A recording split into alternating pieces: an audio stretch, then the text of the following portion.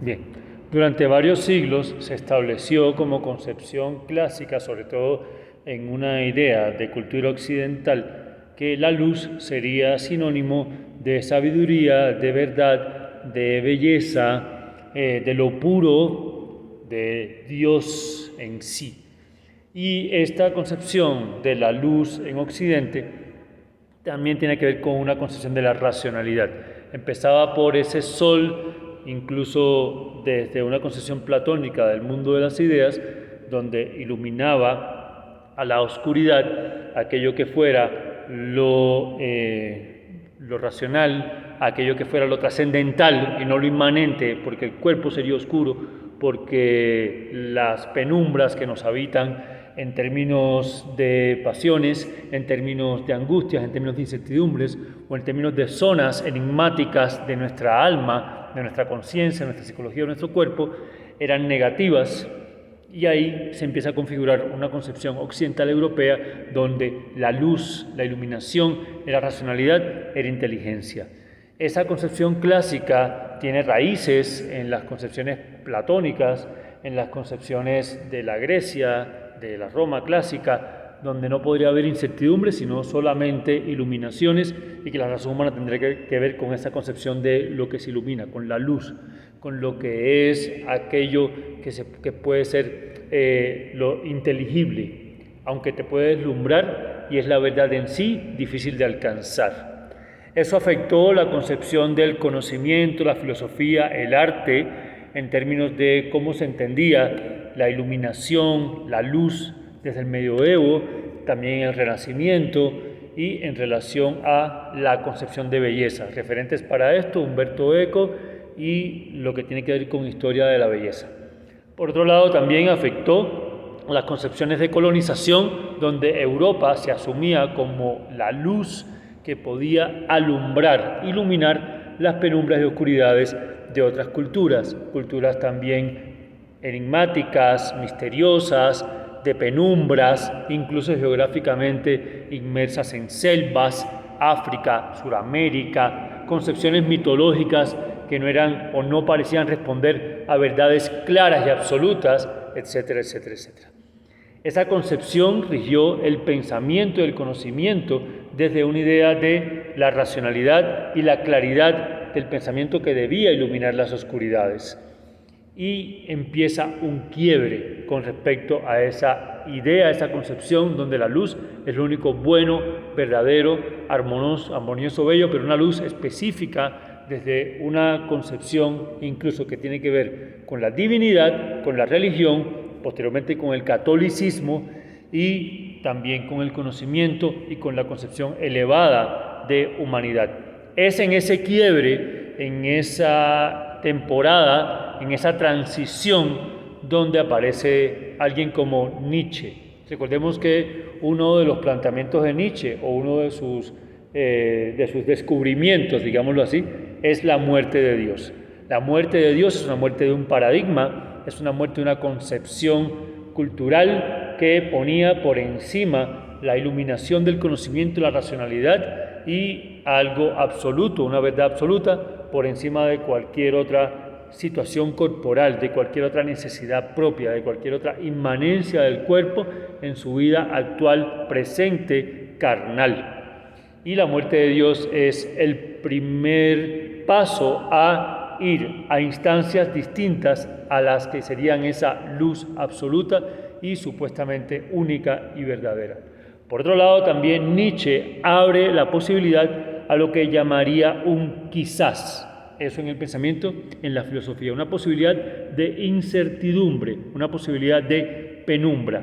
Y esa posibilidad de penumbra y de incertidumbre también cuestiona esa luz que podría terminar cegándonos. Aparece entonces un texto que es El caminante y su sombra. Vamos a leer este texto y hacer algunas anotaciones al respecto, porque me parece que es simbólicamente importantísimo para un poco entender y captar lo que sería el pensamiento, en este caso, de alguien como Nietzsche, entendiendo que fue alguien recluido a las sombras, primero dado por su pensamiento, digámoslo así, de incertidumbres, insisto, y de penumbras que contradecían y que quebraban la concepción clásica del conocimiento y del pensamiento, la concepción de un pensamiento único, de una supuesta iluminación, de una verdad absoluta, que venía muy influenciada por Platón, venía muy influenciada antes por Sócrates, o sea, por toda la concepción clásica, pero que se ratifica con la relación con el catolicismo. Entonces Nietzsche abre el campo de la incertidumbre a la sombra, a esa posibilidad donde hay un ente, una, digamos, naturaleza sombría, enigmática, que hace parte de nuestra esencia y que debe ser también reconocida. Tengamos en cuenta, insisto, en que Nietzsche fue recluido a las sombras, quizás dado por loco, quizás dado por la incertidumbre en su pensamiento, quizás porque no se lograba ubicar en un lugar específico, quizás por trágico. Y dice así el texto de Nietzsche en su introducción. Recordemos que El caminante y su sombra es un texto que empieza con una introducción que es como una especie de diálogo que al tiempo que parece platónico, cuestiona los diálogos platónicos, y después con una serie de aforismos muy propio de la forma de escritura de Nietzsche, dado porque Nietzsche escribía casi por fragmentos, por aforismos, por, digamos, afirmaciones o reflexiones que estaban dadas en esos fragmentos, porque su tiempo de escritura solía ser difícil, porque la enfermedad no le permitía tiempos de escritura largos. Tenemos acá entonces el siguiente texto. Vamos entonces a dar lectura a este texto de Nietzsche, La sombra y el caminante, con esta primera parte introductoria que es un diálogo. Dice la sombra: hace mucho tiempo que no te oigo hablar, quiero ofrecerte la oportunidad de que lo hagas. Dice el caminante: ¿quién es? ¿Dónde hablan? Me parece que me oigo hablar, aunque con una voz más débil que la mía. Dice la sombra: ¿no te agrada tener la oportunidad de hablar? Dice el caminante: por Dios y por el resto de cosas en las que no creo. Es mi sombra la que habla, la estoy oyendo, pero no me lo creo. Dice la sombra: supongamos que así es. No pienses más en eso. Dentro de una hora habrá acabado todo. Dice el caminante: en eso precisamente estaba yo pensando cuando en un bosque de los alrededores de Pisa vi unos camellos, primero 2 y luego 5. Dice la sombra: bueno, será que tanto tú como yo seamos igualmente pacientes con nosotros mismos, una vez que nuestra razón guarda silencio. De este modo, no usaremos palabras agrias en nuestra conversación, ni nos pondremos reticentes el uno con el otro si no nos entendemos.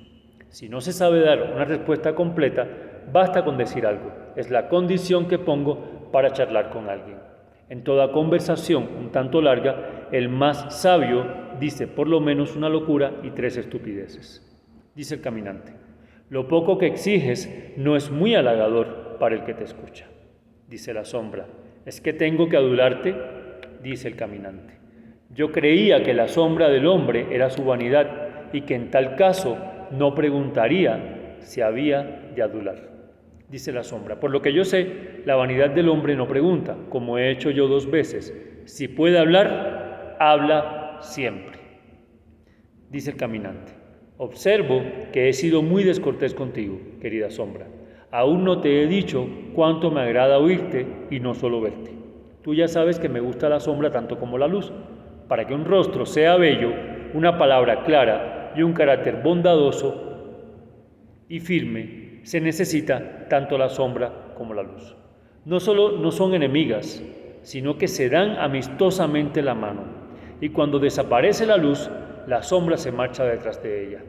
Dice la sombra: pues yo aborrezco la noche tanto como tú. Me gustan los hombres porque son discípulos de la luz, y me alegra la claridad que ilumina sus ojos cuando estos incansables, conocedores y descubridores, conocen y descubren.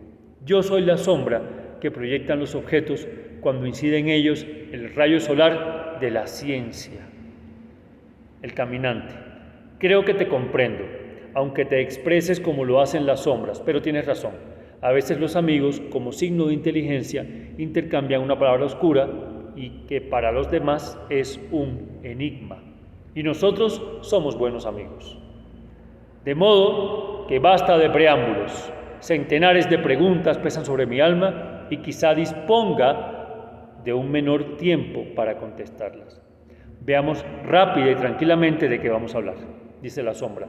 Pero las sombras son más tímidas que los hombres. Supongo que no le dirás a nadie cómo se ha desarrollado nuestra conversación, dice el caminante.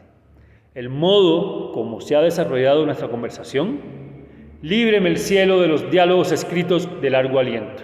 Si a Platón le hubiera gustado menos escribir en diálogos, a sus lectores les habría complacido más leerle. Una conversación que en realidad nos agrada, escrita y leída, se convierte en un cuadro en el que todas las perspectivas son falsas.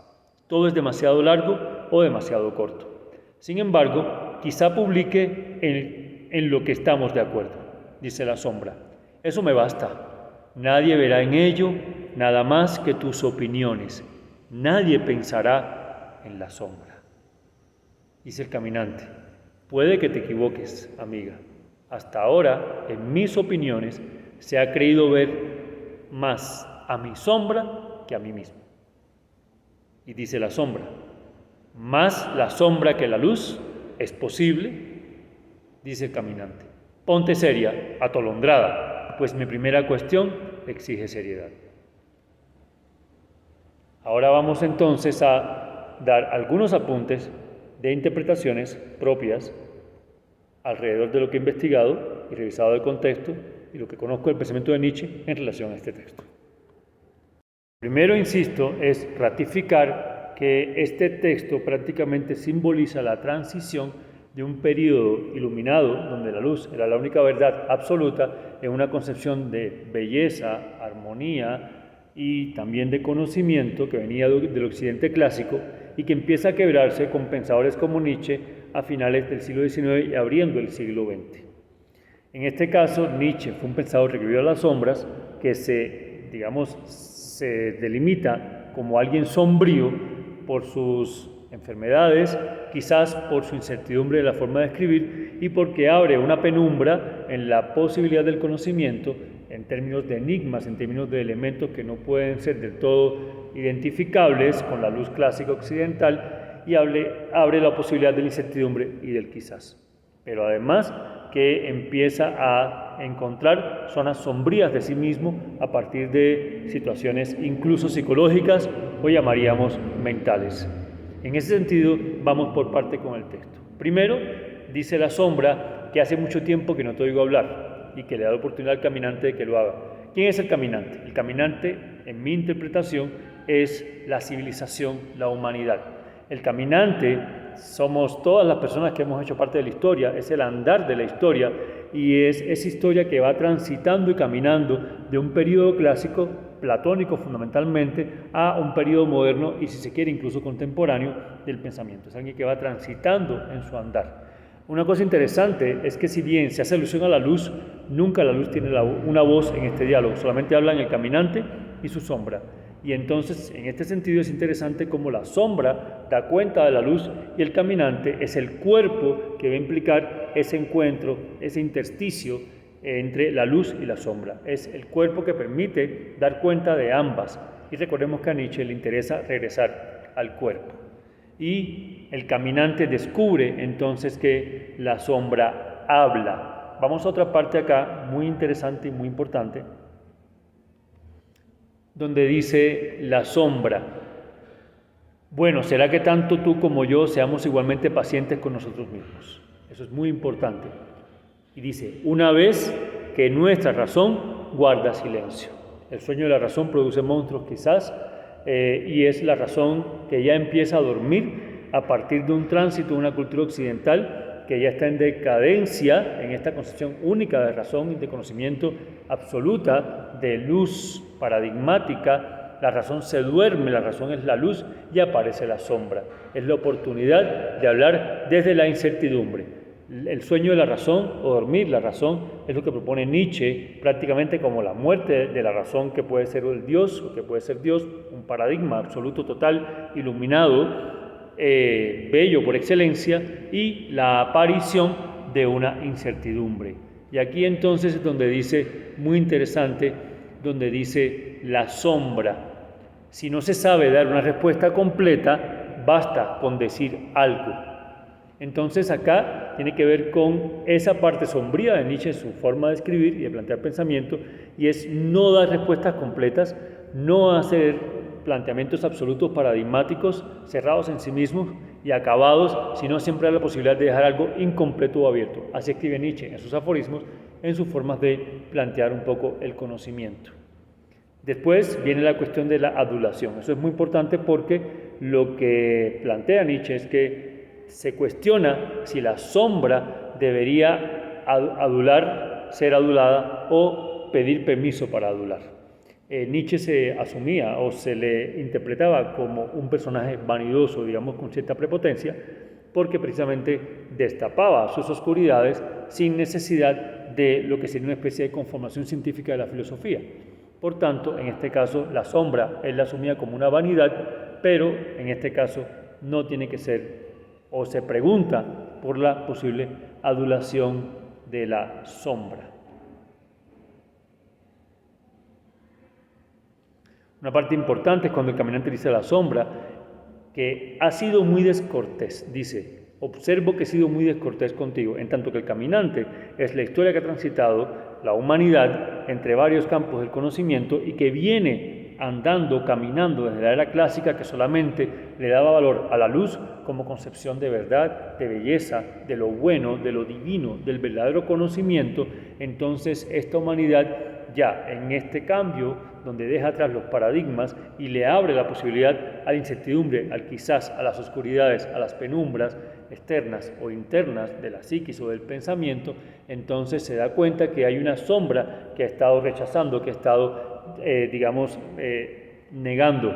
Recordemos también que hay una tendencia a que quienes han tenido problemas mentales o psicológicos históricamente, y más en la época clásica, fueron recluidos y relegados a la oscuridad, a la sombra, a los rincones, a las penumbras, al olvido, pero también a la oscuridad física, en los encierros, en las esquinas, en los sitios de reclusión, ya sea por un asunto psicológico, social o político. Y en este caso entonces este caminante, esta especie humana, pide disculpas prácticamente a la sombra porque dice que ha sido descortés con ella y que ahora que la descubre le agrada oírla y no solo verla. Esto es importante porque habla de una sombra que se escucha y siendo la sombra un concepto visual no es algo que únicamente se ve sino que se capta en el oído, o sea, sonidos sombríos, voces sombrías.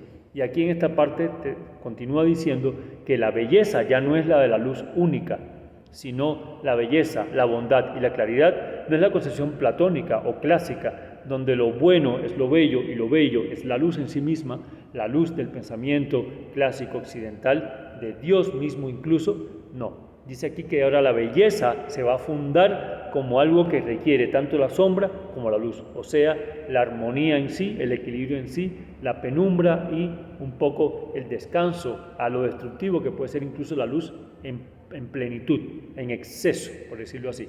La luz en exceso desaparece a sí misma y destruye todo lo demás.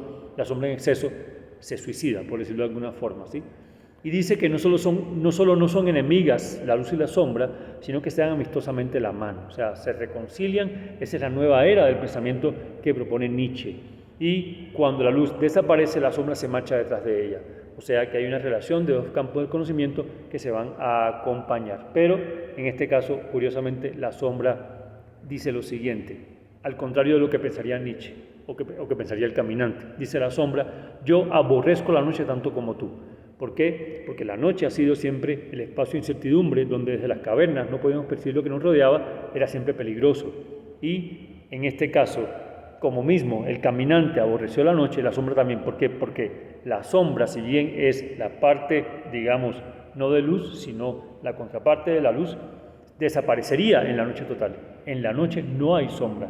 La noche implicaría la muerte de la sombra. Por tanto, Nietzsche lo que está diciendo es que no es que este cambio de paradigma implique que terminó el día y que vamos a una noche eterna, sino que hay un punto de equilibrio donde debemos reconocer nuestras sombras. Casi que se adelanta la concepción de Carl Gustav Jung de la sombra interna, de esas zonas enigmáticas, penumbrosas, que la filosofía intentó negar y que humanamente se reconocen ahora y adquieren un valor. Y la sombra entonces también aborrece la noche porque sería su propia desaparición. El exceso de sombra es la desaparición de la sombra.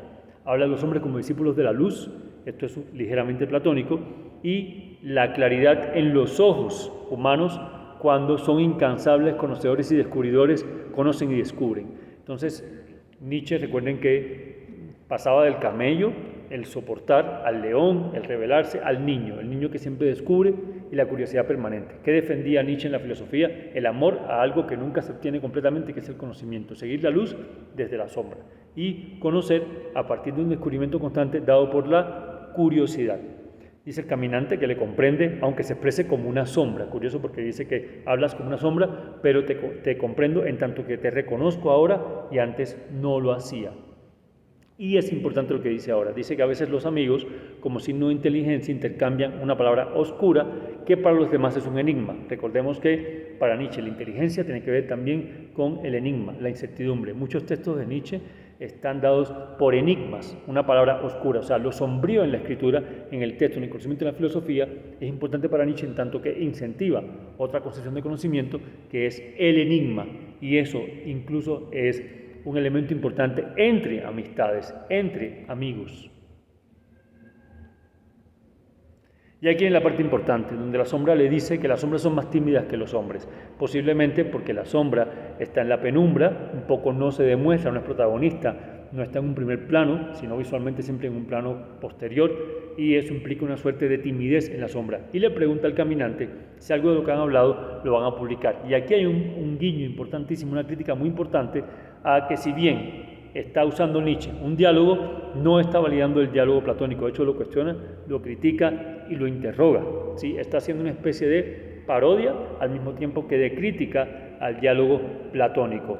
Entonces, lo que dice la sombra es que como yo soy sombra, espero que lo que hablemos quede en la sombra, no se muestre de manera pública y que ese desarrollo quede solo para nosotros y que no se lo digas a nadie. No obstante, el caminante dice que, primero, que le líbreme el cielo de los diálogos escritos de largo aliento. Entonces cuestiona el asunto de que el diálogo platónico se convierte en una herramienta que al mismo tiempo es tediosa, por decirlo así. Para el caminante, el diálogo es algo que ocurre en la experiencia misma entre dos realidades, dos personas o dos entes. Y esa experiencia misma implica que es ahí, en ese momento, en ese instante, que se habita el diálogo.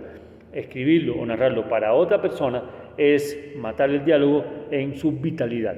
Es ya dejar una huella registrada del diálogo, pero teórica, abstracta, sobreelaborada, que no es la relación directa del diálogo. Y ahí critica a Platón, donde dice que si no hubiera escrito en diálogo, hubiera sido más complaciente leerlo. Yo no estoy muy de acuerdo, pero es interesante la crítica o el señalamiento. Recordemos que Nietzsche es antiplatónico por excelencia porque plantea un comienzo de una era del conocimiento ya no clásica platónica. Sin embargo, dice el caminante, sí es posible que publique algo en lo que estemos de acuerdo. Eso es importante porque publicar es sacar a la luz. No puedes poner completamente la sombra a la luz porque desaparecería la sombra, la aniquilaría. Tampoco puede quedarse en las sombras de su propia oscuridad interna porque entonces nada sería perceptible. Tendría que escoger algo y aquí está la pregunta entonces en el arte y la creación, en la escritura. Recordemos que Nietzsche es filósofo pero también un poco poeta y aquí lo trágico de Nietzsche también fue lo sombrío de Nietzsche en términos de su forma de escribir. Es importante entender que en la historia fue señalado como alguien que quizás y aún se cuestiona si era un verdadero filósofo o no, o si era más bien alguien que, daba cuenta de sus incertidumbres y punto. Y esto es interesante porque se ha relacionado más con poesía, con creación, con otras formas de creatividad o de imaginación relacionadas casi con el arte. Bueno, era adorador de la música y del arte en general y es importante esa relación. ¿Por qué? Porque en el paradigma occidental siempre se ha ubicado al filósofo como en la cúspide del conocimiento, en la luz misma del conocimiento, siempre y cuando fuera un pensador racional que planteara verdades claras, certeras y absolutas, o por lo menos certezas, digámoslo así. Sin embargo, si un filósofo empezaba a plantear incertidumbres y todo lo contrario a algo absoluto, a una verdad clara y definida, digamos, a la luz resplandeciente, y mostraba sus zonas sombrías, sus zonas, oscuras en el sentido de poco definibles o con ciertas ambigüedades, se ponía en el campo del arte. Y en el campo del arte siempre se entendió que quienes participaban de ese campo eran personas trágicas, ensimismadas, oscuras, en fin. Y ahí es importante entender cómo el asunto psicológico de Nietzsche ha marcado más su percepción en la historia que incluso su producción misma en términos del mismo conocimiento, en términos de su misma reflexión teórica, filosófica y demás. Entonces, Nietzsche el loco, Nietzsche el trágico, Nietzsche el que está fuera de lugar, etcétera, etcétera, etcétera. Y esto implica que él se enfrente a su sombra. Pero entonces él plantea la pregunta que plantea todo artista y todo creador. De esta oscuridad que tengo, ¿qué podría seleccionar para sacar a la luz y publicarlo? ¿Cómo es posible que el lenguaje y las palabras iluminen un poco lo que yo intuyo en mi interior y en mi penumbra, digámoslo así, interna? Entonces él dice claramente que escogería algunos elementos en los que estén de acuerdo y pensaría en publicarlos, o sea, sacarlos a la luz. Y entonces una parte muy importante aquí del texto, muy importante, es que la sombra le dice, listo, lo publicarás, pero solo los acuerdos, por tanto, nadie pensará en la sombra, o sea, en esa zona oscura, sino pensarán en qué iluminado eres Nietzsche, y eso es lo que va a decir la historia. Sin embargo, el caminante le dice, puede que te equivoques, y esta parte es fundamental. Dice, hasta ahora, dice el caminante, en mis opiniones, nadie, pero nadie, se ha creído que sea yo. Dice literalmente, hasta ahora en mis opiniones se ha creído ver más a mi sombra que a mí mismo. Y eso es una reflexión que hace Nietzsche con respecto a cómo fue señalado en su época, cómo fue, digamos, juzgado, cómo fue interpretado. Recordemos que Nietzsche empieza como un académico, el primer texto que hace para validar su función académica es cuestionado y lo ponen en el lugar de la sombra, pero como que la sombra hablara por él. O sea, fue siempre juzgado no como alguien que hablaba desde su razón consciente, sino justamente era la sombra la que hablaba a través de él. Y la sombra se pregunta, pero más a la sombra que a la luz, ¿es posible? Dice la sombra, ¿es posible, digamos, identificar a alguien o señalarlo más por su parte de sombra que por su parte de luz? Y ante esta pregunta, que es la pregunta para mí de la incógnita, ¿somos más sombra que luz o más una cosa que la otra? ¿O dónde nos ubicamos en esa relación? Dice entonces el caminante, ponte seria, atolondrada, pues mi primera cuestión exige seriedad. Y aquí hay una relación casi crítica con la sombra. Entonces, bien, este es el análisis como muy sintético. Voy a colocar acá entonces a continuación un debate que tuvimos en clase y hago esta lectura para que sea más específica y clara con respecto al texto mismo, porque en el debate en clase, como si es una lectura inmediata, es posible que hayan pequeños errores en esa lectura o discusiones que de pronto no son muy claras para quienes vean el video. Entonces la pregunta que dejamos es esa y coloco acá ese debate que tuvimos en clase precisamente para complementar ya como una conversación que se tuvo directa este texto y este asunto. Texto muy recomendado, siguen los aforismos y texto hermoso para compartir y conocer. Muchas gracias.